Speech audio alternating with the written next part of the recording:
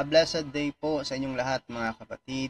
Ito po ang inyong tagapagsuri, ang inyong pong abang lingkod, ang tagapagsaliksik ng pananampalatayang Katoliko. At sa pagkakataong ito po ay meron tayo ngayong tampok na topiko na kung saan merong isang mangangaral na galit sa mga sagradong imahin ng simbahang Katoliko. Pakinggan po natin ang mangangaral na ito na kung saan gumagamit siya ng talata sa Biblia upang pamalian ang sagradong imahin ng ating simbahan. Meron nga ba siyang punto? O baka naman malayo sa punto ang kanya mismong pinagsasabi sa publiko? Atin pong saliksiking mabuti mga kapatid at mga kaibigan, ang pananampalatayang dalisay at tunay na kung saan idinala sa atin unang-una ng ating pong Panginoong Jesucristo dahil siya po ang nagtatag nito hanggang siya lumago po ito at lumaganap at kanyang inihabilin sa kay Apostol Pedro na naging unang tagapangasiwa ng simbahan at ngayon po hanggang ngayon ay nakatayo pa rin at itinutuligsa po ito nitong mga ngaral na ito. At sa kanya pong pagtutuligsa mga kapatid, ay meron naman tayo ditong isang napakatalino at nakagalang-galang na kapatid sa pananampalataya na kung saan ay ibinigay niya ang kanyang sarili para po sa pag-aaral ng malaliman sa Biblia at kanyang ilalahad ang kamalian nitong tagapangaral na ito.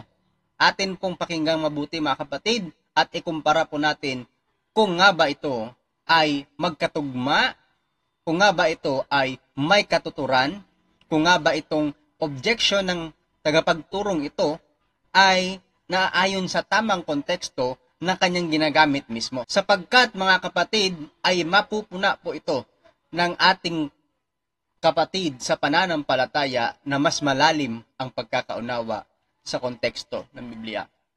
Ating pakinggan ang video ito mga kapatid. Sabi ng Diyos, huwag kang gagawa ng larawang inanyuan. Sabi ng Diyos. Tama? Anong larawan ang bawal gawin?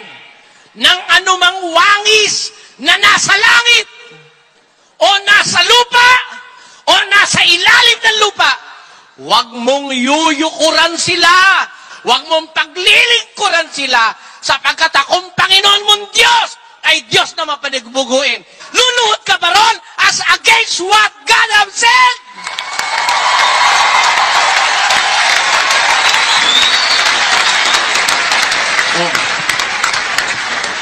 Ano ba, batayan ko? Biblia, huwag kang gagawa. Paggawa pa lang, bawal na. Ano ba ibig sabihin ng huwag? I speak out of faith, not to humiliate or to make an object of ridicule to anyone. Sinasabi ko dahil nababasa ko sa Biblia. Alisin mo ang Biblia, wala na akong sasabihin. Pero samantalang nariyan ang Biblia, basa! Pakinggan nyo. Ilagay nyo sa screen. Jeremias! Ano sabi ni Jeremias? Na nangagsasabi sa kahoy, ikaw ay aking ama. Tamo, di ang tatay niya kahoy. Ang nakakapagtaka, ang tatay niya kahoy, ano nanay niya? Tuloy ang basa. At sa bato, iyong ipinanganak ako. Pero mo yun? Anong conjugal ang nangyari ron? Conjugal relationship? Yung tatay, kahoy. Ang nanganak, ang nanay, bato. Ito, kung meron kayong kahit kapirasong kaalaman sa siyensya at arkeolohiya, and I will ask your intelligent research about these things. Go back into history. Tingnan mo ang mga artifacts, ang mga fossils, ang mga records sa archaeology na nahukay sa ating panahon. Christ. Now, during the time of Christ, that is 1st century AD up to the 2nd century, may nahukay na bang ribulto na gawa sa 1st and 2nd century?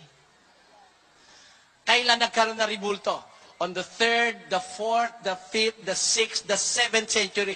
Wala na ang mga apostol sa lupa. Doon lang nagkaroon ng mga ribulto. Sa panahon ni Kristo, may mga iskultur ba o wala? Meron.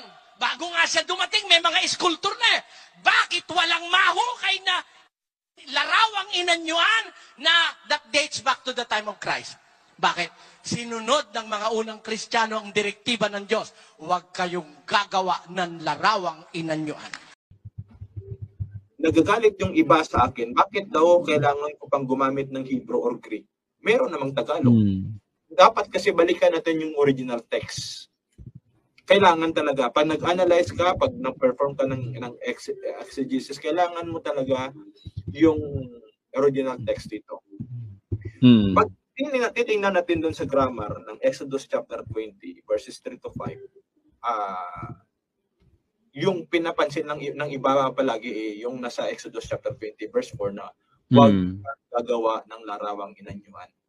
So yung Hebrew word doon na Hebrew words doon na nakasulat ay lo taase lekha pisel. So isa yun yung word na pisel, ibig sabihin Diyos-Diyosan yun. Okay? Tapos yung word na lo, okay, lo taase, wag kang gagawa. Yung word na lo, ibig sabihin nun ay no or not, negative particle, na may negative ka man ang Diyos talaga mahigpit siya. Kasi merong ding Hebrew word na al, no din ang ibig sabihin or not. Kagaya nung nakasulat sa Isaiah 43 verse 5, ginamit ng Diyos doon sa salin na Tagalog na wag kang matakot. So pareho silang wag or don't or no. Pero kapag ginamit, ayon sa mga biblical scholars, pag ginamit yung word na law, mahigpit talaga yun. Bakit mahigpit? Kasi sa context nun, doon sa verse 3 ng Exodus chapter 20 verse 3, sabi doon, lo yeye, lekha Elohim achirim alpanay. Ibig sabihin, wag kang magkakaroon ng ibang mga Diyos liban sa akin.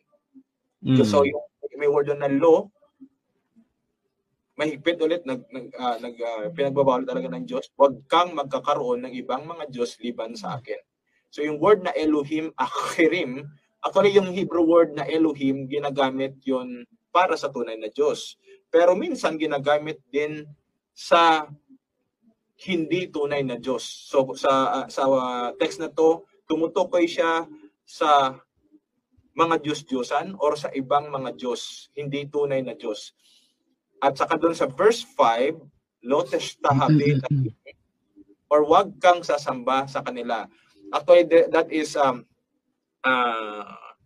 parang katulad ng Hebrew word doon sa Psalms chapter 95 verse 6 na word na sa samba. Ang kaibahan nandun ay yestahabe ang ginamit dito, testahabe. So, tingnan natin, hindi mo pwede kasing putulin yung tatlo. Yung word kasi sa verse 5 na lo testahabe, meron siyang antecedent sa verse 3 na Elohim achirim or ibang mga Diyos.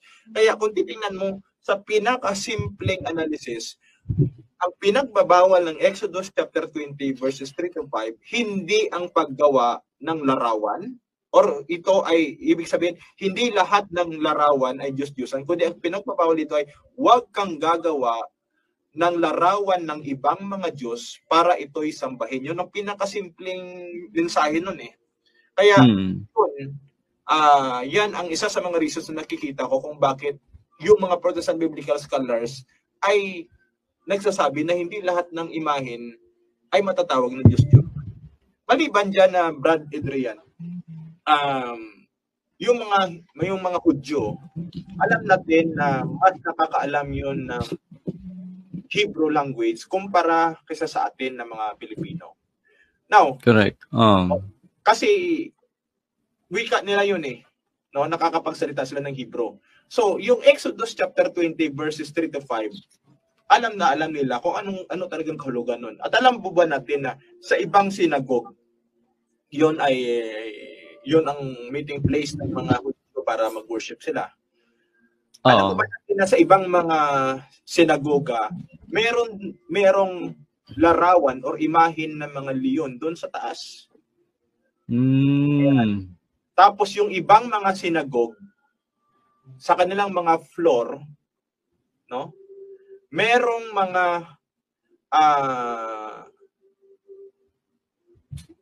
larawan ng iba't ibang nilalang doon sa floor mismo, mga imahe ng iba't ibang nilalang na nilagay sa floor ng sinagog. Ayan. So kung bawal or Diyos-Diyosan ang lahat ng larawan, hindi sila magde-decorate or maglalagay ng ganyan sa sinagoga o sa taas. So ibig sabihin, paliwanag na itong mga Hudyo ay nakakaunawa talaga kung ano ang ipinagbabawal ng Diyos sa scripture. To make His message known is our responsibility. So here we are to pledge our lives to the Lord of eternity.